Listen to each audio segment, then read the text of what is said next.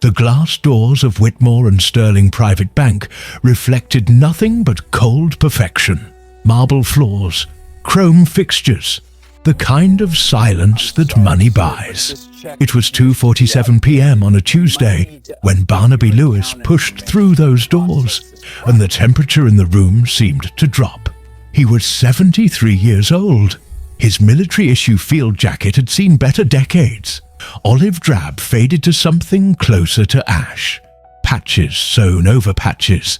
The name tape above the breast pocket so worn, the letters were ghosts. His boots made no sound on the marble. He'd learned to walk quietly a long time ago. The receptionist looked up. Her smile was practiced, professional, and died the moment she registered what stood before her desk.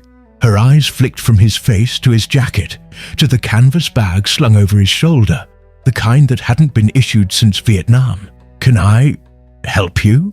The pause before help said everything. Barnaby's voice was gravel smoothed by time. "I need to cash a check." She blinked. "Sir, this is a private investment bank. We don't typically handle—" "I know what kind of bank this is." He wasn't rude, just certain. "I need to see someone who can process a treasury instrument." The words were too specific to ignore. She picked up her phone, murmured something, and a moment later gestured toward a hallway lined with oil paintings of men in suits who'd never missed a meal. The office at the end belonged to Chadwick Brenner, assistant branch manager, 34 years old. Princeton, a Rolex that cost more than most people's cars. He was reviewing a portfolio when Barnaby appeared in his doorway, and the irritation on his face was immediate. Yes? Not even a question. A dismissal wrapped in a syllable. "I need to cash a check." Chadwick's eyes traveled the length of Barnaby's frame with the kind of assessment reserved for things found on shoe bottoms. "Sir, I think you may have the wrong institution. There's a branch bank 2 blocks down that handles—" "This is the right place." Something in Barnaby's tone made Chadwick pause. Not threat, not anger, just the absolute certainty of a man who'd stood in rooms where hesitation meant death. Chadwick sighed. The kind of theatrical exhale meant to communicate how generous he was being with his time. "Fine, let me see it." Barnaby reached into his jacket pocket. The movement was slow, deliberate. He pulled out a piece of paper folded into quarters, the creases deep and permanent, the edges soft as cloth. The paper was yellowed, not with age but with something else, the kind of discoloration that comes from being carried close to a body for decades. He placed it on the desk. Chadwick didn't touch it immediately. He stared at the folded square like it might contaminate his mahogany surface. Then, with 2 fingers, he unfolded it. The paper was thick, government issue, watermarked. The text was typed. Actual typewriter keys had struck this page, and the ink had faded to sepia in places, but remained sharp in others, as if certain words had been printed with more force. United States Treasury, Special Disbursement Authorization Classified Operation, Nightfall Protocol. Chadwick's smirk began to form. Some kind of joke, some veteran's fantasy. He'd seen this before. Old men clinging to stories, to importance they'd never had. Then his eyes found the date. Issued 14 March 1970. His smirk faltered. Payable to Barnaby James Lewis. Service number, redacted amount, $47,000. 00 USD accrual terms. Compound interest at federal rate, plus 2% annually until redemption authorization level. Director Chadwick's throat went dry. His eyes skipped down the page, looking for the punchline, the flaw, the thing that would let him laugh this off. Then he saw the signature. It wasn't printed. It was ink. Blue ink that had darkened to near black over 54 years. The handwriting was sharp, angular, the kind of signature that didn't waste time on flourishes. Alan W., Dulles Director, Central Intelligence Agency. The room tilted. Chadwick looked up. Barnaby stood perfectly still, hands loose at his sides, expression unreadable, waiting. This can't be real. Chadwick's voice had lost its edge. It is. Dulles died in... Chadwick's mind raced. This would have been near the end of his tenure. This is... He looked at the paper again, at the classification markings along the top. Top secret. Special access required. Eyes only. You're telling me you've been carrying a classified treasury note signed by the director of the CIA for over 50 years? Yes. Why didn't you cash it? Barnaby's jaw tightened. Just barely. Wasn't ready. Chadwick barked a laugh. It came out too loud, too sharp. Wasn't ready. Do you have any idea what this would be worth with compound interest? This is... He grabbed his calculator, fingers trembling slightly. This is over 50 years of... He stopped calculating. The number on the screen didn't make sense. He cleared it, tried again.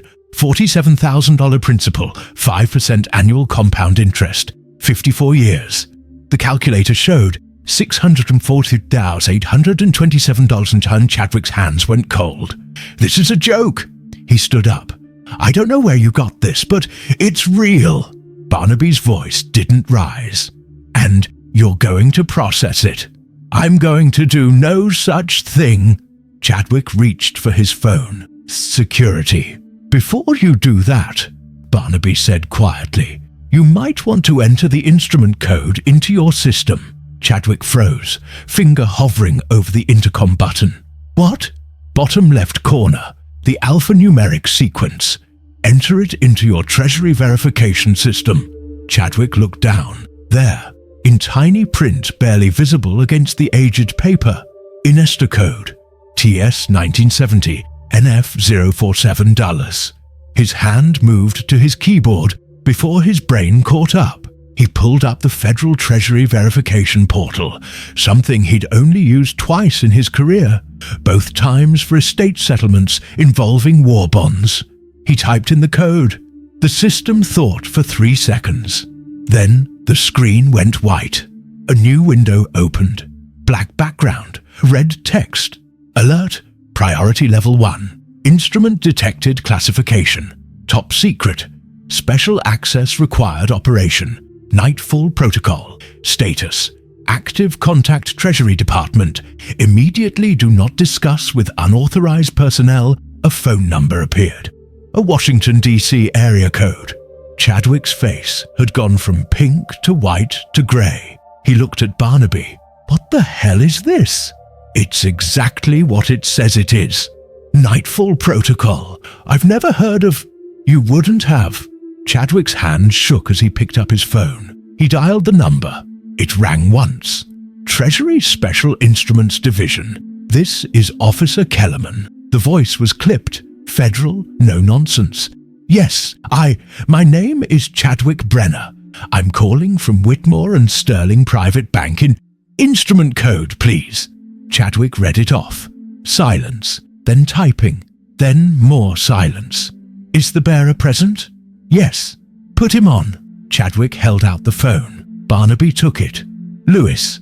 His voice was different now, sharper. The voice of a younger man. Staff Sergeant Lewis, this is Officer Kellerman, Treasury Special Instruments. I need to verify your identity, service number. Barnaby recited a string of numbers from memory. Date of operation deployment. March 2nd, 1970. Extraction point. Quang Tri Province. Grid coordinates. He rattled off numbers that meant nothing to Chadwick, but clearly meant everything to whoever was on the other end. A pause.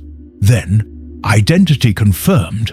Staff Sergeant, are you requesting redemption of instrument TS 1970 NF047? I am.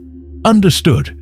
Be advised that due to the classified nature of the original operation, redemption will require a 48-hour security review. The current value of your instrument, including accrued interest, is $643,827.19. Do you wish to proceed? I do. Well, a federal courier will arrive at your location within 2 hours to complete the transaction. Please remain at the bank. Is the current institution capable of handling a wire transfer of this amount? Barnaby looked at Chadwick. Are you? Chadwick nodded mutely. They are, Barnaby said into the phone. Understood. Thank you for your service, Staff Sergeant. The line went dead. Barnaby handed the phone back. Chadwick took it like it was made of glass. Chadwick's voice cracked. I need to inform my supervisor. You do that. Chadwick stood on legs that didn't quite work right and walked out of his office. Barnaby sat down in the chair across from the desk and waited. The next 90 minutes were chaos conducted in whispers. The branch manager, a woman named Delacroix, appeared within 10 minutes. She read the document. She made 3 phone calls. She looked at Barnaby like he was a bomb that might or might not be live. Mr. Lewis, I apologize for any inconvenience. No inconvenience. Can I offer you coffee? Water? I'm fine. She nodded and retreated. Chadwick did not return to his office. At 4:32 p.m., 2 men in dark suits entered the bank. They didn't announce themselves. They didn't need to. They moved with the kind of efficiency that comes from doing the same thing 1,000 times. One carried a brushed aluminum briefcase. Delacroix met them at the door, spoke briefly, and led them to a conference room. She gestured to Barnaby. He stood and followed. The conference room had a table that could seat 12. Barnaby sat at one end. The 2 men sat across from him. The one with the briefcase opened it and removed a tablet, a fingerprint scanner, and a document. Staff Sergeant Lewis, I'm Agent Carver. This is Agent Moss. We're here to complete the redemption of your Treasury instrument. I need to verify a few details. They went through the same questions. Service number, deployment date, extraction point, then new ones. Names of commanding officers. Details of the operation that made Agent Moss glance at his partner more than once. Finally, Carver nodded. Everything checks out. The instrument is valid. The amount, including compound interest calculated to today's date, is $643,827.19. How would you like to receive the funds? Wire transfer to an account I'll provide. Understood. Carver slid a form across the table. I'll need the routing and account numbers. Barnaby pulled a small notebook from his pocket, the kind with a green cover that fit in a breast pocket. He copied numbers onto the form in handwriting that was still precise despite his age. Carver took the form, entered the information into his tablet, and waited. 30 seconds later, the tablet chimed. Transfer complete. The funds are now in your account. Barnaby nodded. One more thing. Carver reached into the briefcase and pulled out a single sheet of paper. This is a non-disclosure agreement regarding the nature of the original operation. You're not required to sign it. The operation has been partially declassified, but we'd appreciate your cooperation. Barnaby read it. It was 2 paragraphs. He signed it. Thank you, Staff Sergeant. Carver stood. Your country appreciates your service and your discretion. They shook hands. The agents left. Barnaby sat alone in the conference room for a moment. Then he stood, folded the original document carefully along its permanent creases, and put it back in his jacket pocket. Delacroix was waiting in the hallway. Mr. Lewis, again, I apologize for... Where's Brenner? Her expression flickered. He's been temporarily reassigned. Temporarily? We're conducting a review of how the situation was handled. Barnaby looked at her. She was younger than him by 30 years, but old enough to know what review meant. He laughed at me, Barnaby said quietly. Called it a joke. Was reaching for security when I stopped him. Delacroix's jaw tightened. That will be addressed. See that it is. He walked past her, through the lobby, past the receptionist who now couldn't meet his eyes, and out the glass doors into the late afternoon sun. 3 days later, Chadwick Brenner was terminated. The official reason was failure to follow protocol regarding federal instruments. The real reason was simpler. He'd treated a man carrying a document signed by one of the most powerful figures in American intelligence history like he was panhandling. The story spread through the bank in whispers, then through the financial district, then further. Within a week, Barnaby Lewis received a call from a lawyer representing Whitmore and Sterling. They wanted to offer him a formal apology, perhaps a settlement for the distress caused. Barnaby declined. The account he'd provided wasn't his. It belonged to the Fallen Soldiers Children's Fund, a non-profit that provided housing and education for children of military personnel killed in action. The entire amount, $643,827.19, appeared in their account on a Tuesday afternoon, accompanied by a note, "For the ones who wait at home." The fund's director, a former Marine named Patricia Ruiz, tried to find Barnaby to thank him. She called every Lewis in the county. She contacted veterans organizations. She even reached out to the Treasury Department. No one could locate him. 2 weeks after the transaction, a teller at a small credit union in a town 40 miles away processed a deposit for an elderly man in a faded field jacket. The deposit was for $1,200, his monthly pension. "Will there be anything else today, Mr. Lewis?" she asked. "No, ma'am, that'll do."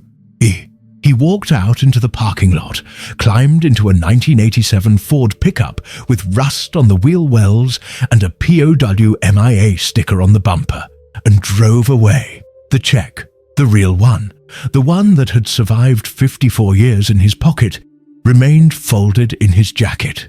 He'd made a copy for the federal agents. The original would stay with him until the day they buried him, not because it was worth anything anymore, but because some things aren't about money. They're about the weight you carry, and the moment you finally get to set it down. CTA number 1. If you believe every life holds a story worth remembering, subscribe to this channel and join our community. Barnaby Lewis had not always been a man who walked quietly. There was a time when his boots hit the ground with purpose, when his voice carried across formations, when his hands moved with the kind of speed that came from muscle memory drilled into reflex. That was a long time ago, 54 years to be exact. But some things stay with you. The check had been issued on March 14, 1970, exactly 12 days after he'd been extracted from a place that didn't officially exist, doing work that had no official record. The operation had a name, Nightfall Protocol, but even that was a designation, not a description. What actually happened in the jungle west of Quang Tri Province was something only 7 men knew, and by 2024, Barnaby was one of 2 still breathing. The money had been compensation, not hazard pay, not a bonus. Compensation, the kind the government offers when they can't acknowledge what you did, but need to make sure you don't talk about it either. $47,000 in 1970 was a fortune. It was a house, a future, a life. Barnaby had folded the check into quarters and put it in his pocket, and there it stayed. He'd returned stateside in April of 1970. No parade, no ceremony, just a transport flight to Travis Air Force Base, and a handshake from a man in civilian clothes who said, "Your country thanks you," like he was reading from a script. Barnaby had gone home to Pennsylvania, to a town where the steel mill was already dying, and the young men were already leaving. His mother cried when she saw him. His father shook his hand and asked no questions. That was the deal. You went. You came back. You didn't talk about it. He got a job at the mill, worked the furnaces. The heat didn't bother him. Nothing felt hot after the jungle. He married a girl named Ellie, who worked at the diner on 5th Street. She had dark hair and a laugh that sounded like music. She never asked about the war. He never told her. They had 31 years together before the cancer took her. No children. They'd tried. It hadn't happened. After a while, they stopped trying and just lived. The check stayed in his pocket. He changed jackets twice over the years, and each time he transferred the folded paper to the new one. Ellie saw it once, asked what it was. He told her it was something from the service. She nodded and never asked again. He could have cashed it at any time. The money would have helped. God knows it would have helped. When the mill closed, when Ellie got sick, when the medical bills piled up like snow in January. But he didn't, because the check wasn't money. It was proof. Proof that he'd done something. Proof that it mattered. Proof that somewhere in a filing cabinet in Washington, D.C., there was a record that said Barnaby James Lewis had served his country in a way that couldn't be spoken aloud, but couldn't be forgotten either. As long as the check was in his pocket, uncashed, he was still connected to that moment, to the man he'd been, to the thing he'd done. Cashing it would mean it was over. And for 54 years, Barnaby wasn't ready for it to be over. But time has a way of making decisions for you. In the fall of 2023, Barnaby was diagnosed with congestive heart failure. The doctor, a young woman who looked like she should still be in high school, told him he had maybe 2 years, if he was lucky, maybe less. He took the news the way he'd taken everything else in his life, quietly, without complaint. He started putting his affairs in order. The house was paid off. His will was simple. Everything to the VA hospital in Pittsburgh. He had no family left, no children, no siblings. Ellie's sister had died in 2019. He was the last one. That's when he started thinking about the check. It had been in his pocket for 54 years. 54 years of weight, of memory, of proof. But proof for who? There was no one left to prove it to. The men he'd served with were gone. The officers who'd sent him into the jungle were gone. Ellie was gone. Even the country he'd served had changed into something he barely recognized. The check was just paper now, and paper, Barnaby realized, could do more good in the world than it could in his pocket. That's how he ended up at Whitmore and Sterling Private Bank on a Tuesday afternoon in March 2024. He'd chosen the bank deliberately. It was the kind of place that handled large transactions, the kind of place that would know what to do with a federal treasury instrument. He'd called ahead, asked what he needed to bring. The woman on the phone had been polite but vague. "Just bring the check and a valid ID, sir." So he did. He wore his field jacket because it was the only coat he owned that still fit. He carried his wallet with his driver's license and his military ID, even though the ID had expired in 1998.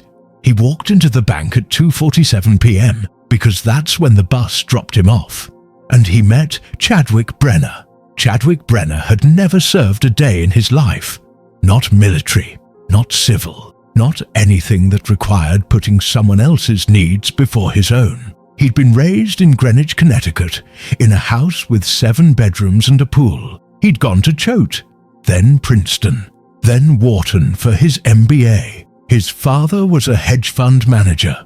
His mother sat on the boards of 3 charities she'd never actually worked for. Chadwick had never wanted for anything, which meant he'd never understood what it meant to need. When Barnaby walked into his office, Chadwick saw exactly what he'd been trained to see: a liability, someone who didn't belong, someone who would waste his time. The jacket, the boots, the canvas bag. Chadwick had made his assessment in 3 seconds, and in his world, 3 seconds was all you needed. He didn't see a veteran. He saw a problem, and problems, in Chadwick's experience, were best dealt with quickly. That's why he'd reached for the phone. That's why he'd been ready to call security. That's why when Barnaby told him to enter the instrument code into the system, Chadwick had hesitated. Because some part of him, the part that had been trained to assess risk, to calculate value, to recognize when something didn't fit the pattern, knew that this was different. The paper was too old, the creases too permanent, the way Barnaby stood too still. This wasn't a scam. This wasn't a joke. This was something else. So Chadwick entered the code, and his world turned inside out. The alert that appeared on his screen wasn't just a notification. It was a command. Contact Treasury Department immediately. Not, please contact. Not, consider contacting. Immediately. Chadwick had worked in finance for 12 years. He'd handled estate settlements worth tens of millions. He'd processed wire transfers for amounts that would make most people dizzy. He had never seen an alert like this. His hands were shaking when he picked up the phone. The conversation with Officer Kellerman lasted less than 3 minutes. But those 3 minutes recalibrated everything Chadwick thought he understood about the world. The instrument was real. The signature was real. The operation, Nightfall Protocol, was real. And the man standing in his office, the man he'd been about to have removed by security, was real. Not just real. Verified. Confirmed. Authenticated by the United States Treasury Department as someone who had done something important enough to warrant a check signed by the director of the CIA. Chadwick had never felt smaller in his life. When Barnaby handed the phone back, Chadwick couldn't meet his eyes. "I'll inform my supervisor." Barnaby nodded, said nothing. Chadwick walked out of his office on legs that felt like they belonged to someone else. He found Delacroix in her office, door open, reviewing a contract. "We have a situation." She looked up.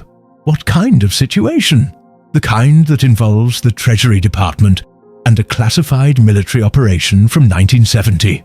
Delacroix set down her pen. By the time the federal agents arrived, the entire bank knew something was happening. Whispers in the break room, glances through office windows. The receptionist had been told to hold all calls to Chadwick's line. Delacroix had locked herself in the conference room with her phone and hadn't come out for 20 minutes. When the two men in dark suits walked through the front door, the whispers stopped. Everyone knew what men in dark suits meant. The transaction took 45 minutes. Verification, documentation, biometric confirmation. A wire transfer that triggered 3 separate security protocols because of the amount and the account of origin. When it was done, Agent Carver shook Barnaby's hand and said, "Thank you for your service, Staff Sergeant." Barnaby nodded. He didn't say, "You're welcome." He didn't say anything. He just stood, folded the document back into his pocket, and walked out. Delacroix found Chadwick in his office 20 minutes later. He was sitting at his desk, staring at nothing. "We need to talk," she said. He looked up. "I know. What you did today was unacceptable. I know. That man came in here with a legitimate federal instrument, and you treated him like—" "I know." His voice cracked. "I know what I did."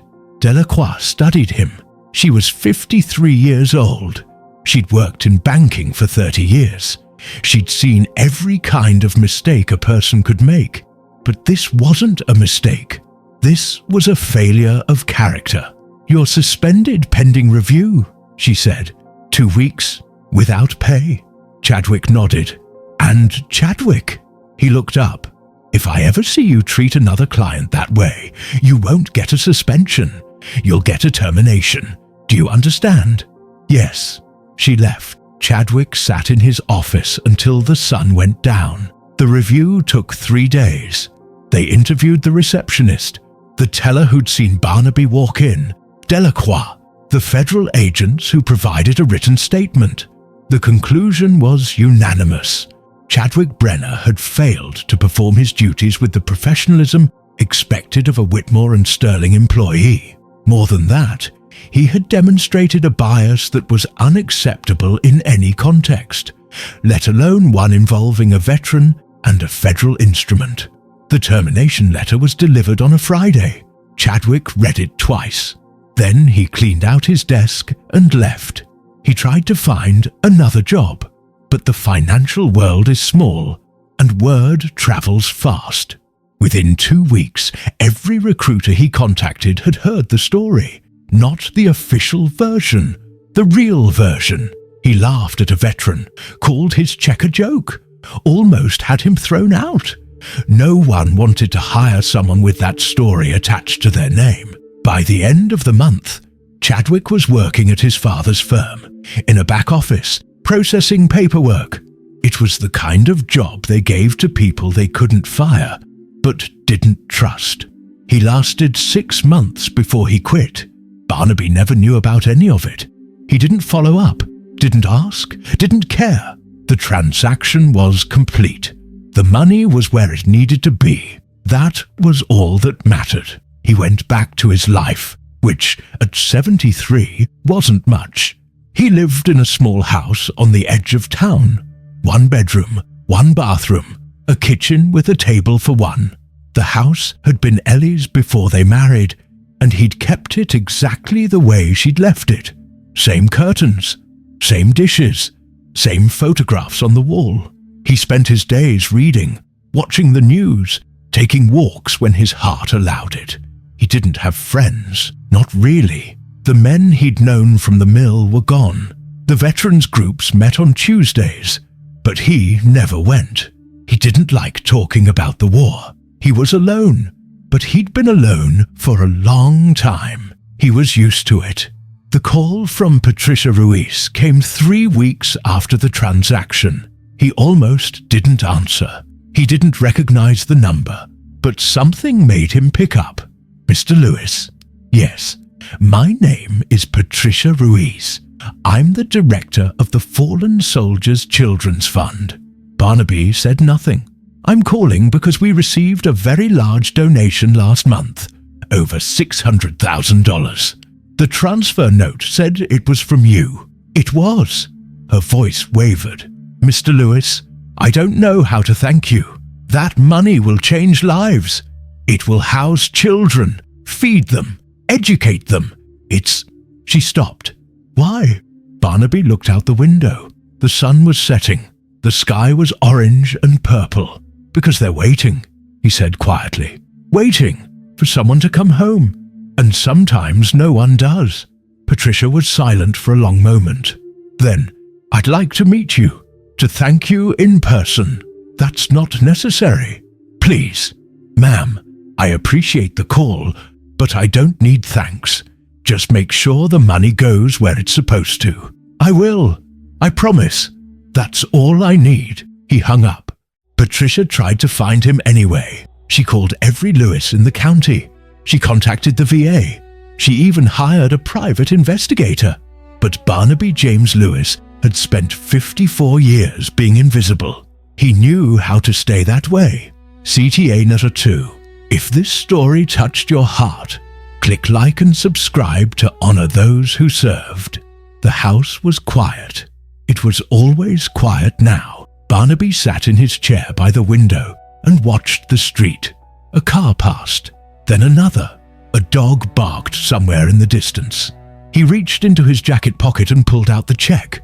It was still folded, still creased, still yellowed, but it felt lighter now. He unfolded it slowly, carefully, the way you handle something fragile. The paper crackled. The ink was faded but still legible. United States Treasury. He read the words he'd read 1,000 times.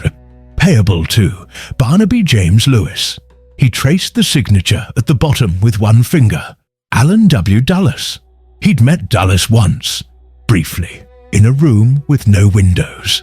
The director had shaken his hand and said, "What you're about to do matters. Remember that."